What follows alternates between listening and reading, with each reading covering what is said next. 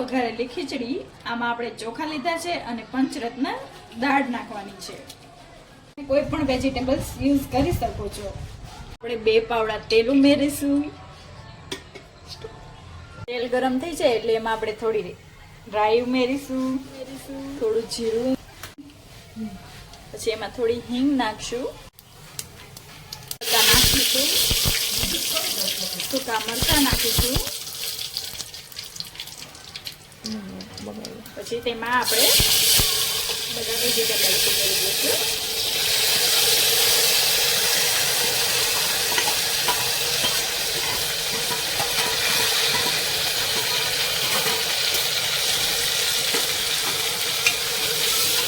તેને ચલાવી દઈશું બરાબર રીતે.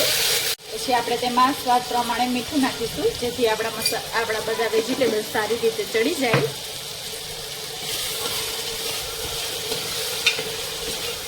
લાલ મરચું પાવડર ઉમેરીશું, નાખીશું, પાવડર નાખશું, તેને બરાબર રીતે મિક્સ કરીશું. આપણે ચોખામાં 5 થી 6 વાટકી આપણે પાણી ઉમેરીશું.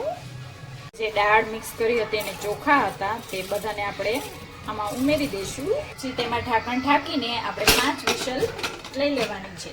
પછી આપણી ખીચડી રેડી. અને પાછી ચેક કરી આપણી